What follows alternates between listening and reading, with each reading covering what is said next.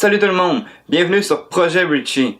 Pour cet épisode, j'ai décidé de faire le décompte des bons jeux vidéo basés sur des films. On connaît tous les mauvais jeux basés sur des films, il y en a une liste ici, mais avoir 10 bons jeux basés sur des films, est-ce que c'est possible?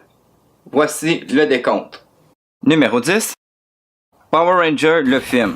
Le jeu est un beat'em all sur Super Nintendo, basé sur le film, mais en même temps qui suit pas du tout la trame narrative du film. En fait, le seul truc qu'on peut retrouver qui est semblable au film, c'est le boss de fin qui est Ivan Ooze. Par contre, le jeu est très le fun, j'ai bien aimé quand j'étais jeune. C'est un beat'em all comme on en a vu plein. Par contre, le jeu est vraiment le fun. Quand on tue des ennemis, on récupère des petits éclairs qui nous permettent d'accumuler notre power. Puis quand on a boosté notre ligne de power à fond, ben on peut se transformer en Power Ranger, ce qui est quand même pas si mal. Les boss sont des personnages qu'on a vus dans la télésérie. Ils sont intéressants, ils sont diversifiés, puis ils sont très le fun à combattre. Le jeu est simple, mais vraiment le fun. Je le conseille. Si vous y avez jamais joué, ça peut être un bon petit jeu beat'em all à jouer.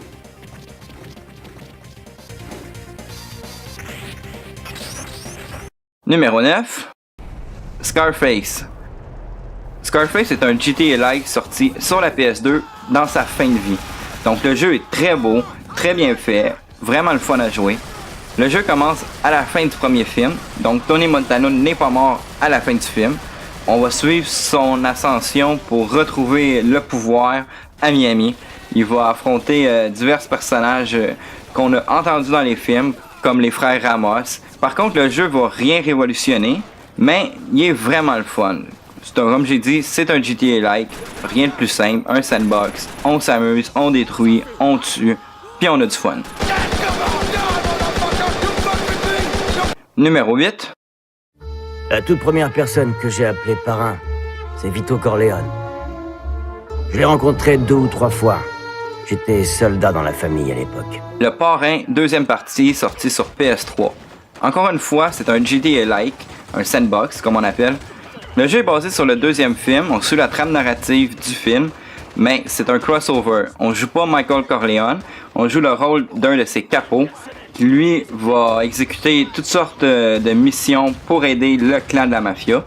Ce qui est le fun avec ce jeu-là, c'est qu'on peut engager différents membres pour se joindre à notre clan, qui ont chacun des habilités particulières. Comme il y en a qui vont mettre le feu, il y en a d'autres qui ont des cutters pour nous ouvrir des portes. Bref, chacun a des spécialités. On peut faire graduer ces membres-là pour les monter au rang de soldats, capots, etc. Donc en fait, on se construit une petite famille de mafiosi qui vont aider Michael Corleone à atteindre son but. Nous allons nous partager Cuba et devenir plus riches que si nous étions restés au pays. Ça profitera à la famille. Numéro 7. Vendredi 13, Friday the 13th. C'est un jeu multijoueur en ligne dans lequel on est des personnages du camp qui essayent de se sauver de Jason Voorhees. Il y a un des joueurs au début de la manche qui va incarner Jason. Son but est de nous trouver et de nous tuer. Tandis que si on n'est pas Jason, le but est de trouver une façon de s'échapper du camp.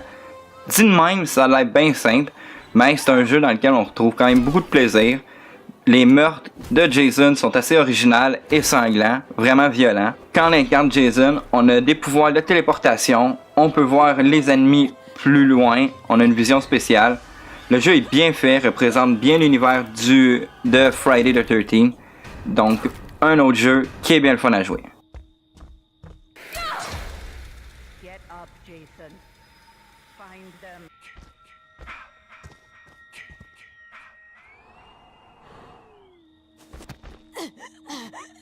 En 6e position, Star Wars Battlefront 2. Bon, ok, en partant, je vais me faire lancer des rushs, là. Il a été critiqué comme pas possible. EA, avec son système de loot box, là, c'est épouvantable. Sauf que quand on prend le temps de jouer, on a du plaisir. C'est un très bon shooter. On a du plaisir en ligne. Il y a plusieurs modes de jeu. Donc, on a un mode où on a des missions à 20 contre 20. On a un mode de vaisseau spatial qui est quand même très le fun si on aime les Starships. Il y a un mode de héros dans lequel j'ai passé la plupart de mon temps à jouer.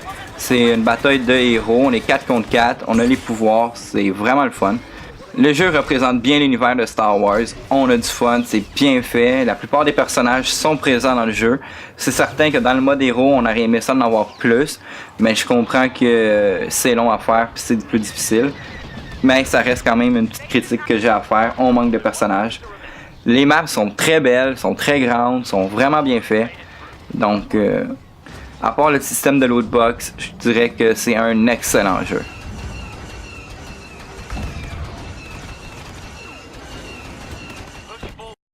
En 5e position,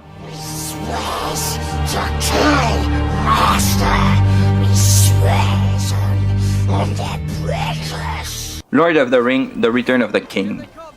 Le jeu est sorti sur PS2 à l'époque.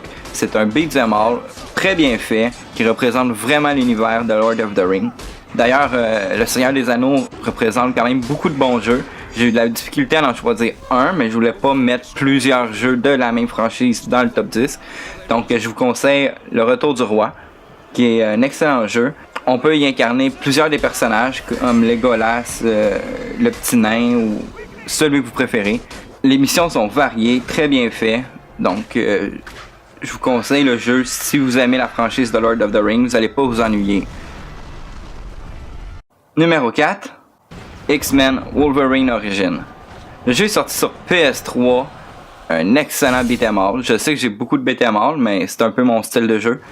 Le jeu est vraiment bien fait, il est beau, il est violent, on retrouve vraiment Wolverine à son état pur, un état sauvage. J'ai beaucoup adoré les missions qui sont assez variées. On en a dans le jungle en flashback, il y en a en monde réel.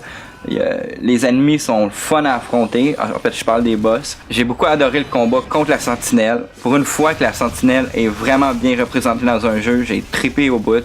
Comme dans le film, Deadpool, il est mal fait, il est lettre, mais il reste agréable à affronter comme boss de fin. On a les combats avec Sabertooth qui sont aussi cool. Comme je le disais tantôt, le parcours pour se rendre au boss est vraiment violent. On a des éléments du décor qui nous permettent d'empailler nos ennemis, de les tuer de différentes méthodes, qui est gore. Donc, pour les fans de beat'em all, ça reste le jeu à essayer.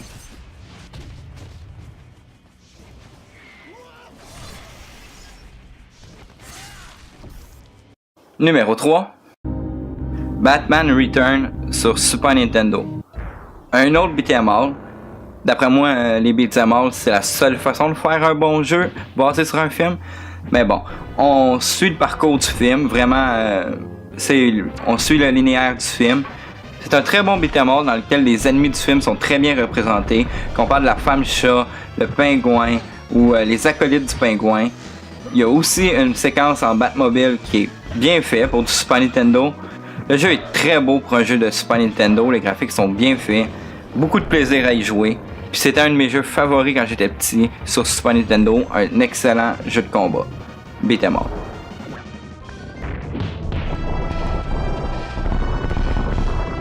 En deuxième position. Hey, you can't be in here. Stop!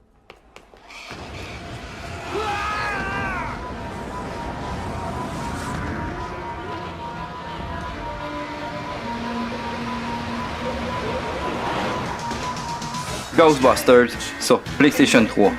On a longtemps attendu pour une suite de Ghostbusters 2. Il y a beaucoup de scénarios qui sont sortis, beaucoup d'histoires qui ont coulé sur un film Ghostbusters 3. À un moment donné, là, ça a tellement traîné que Bill Murray voulait plus faire de film. La seule façon de faire un film avec les vrais personnages originaux, Bill Murray l'a dit, il dit « Moi, je vais prêter ma voix que pour une animation. » Beaucoup de scénarios ont été écrits. C'est finalement un jeu vidéo qui a vu le jour, qui va représenter le troisième film. Donc l'histoire a été écrite par Dan Aykroyd, une excellente histoire qui représente bien l'univers de Ghostbusters. Même si certains n'ont pas aimé trop le jeu, trouvé trop court, moi j'ai adoré le jeu parce que je suis un grand fan de Ghostbusters, puis d'après moi, c'est le troisième film. C'est un excellent jeu, si t'es un fan de Ghostbusters, c'est un must à pas manquer. Et en première position,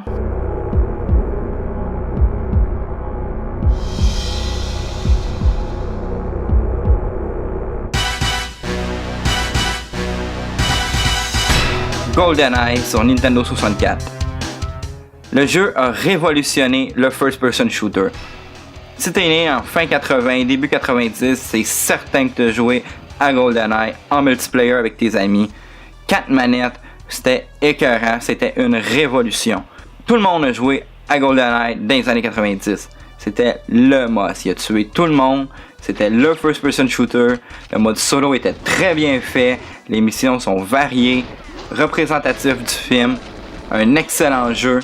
C'est vraiment là, c'est le classique de la Nintendo 64.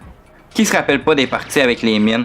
C'était le chaos bien raide dans tous les niveaux, mais plaisant à jouer. Bref, une sensation que j'ai jamais pu retrouver dans ma vie sur un first person shooter online. C'était GoldenEye, mon vrai numéro 1.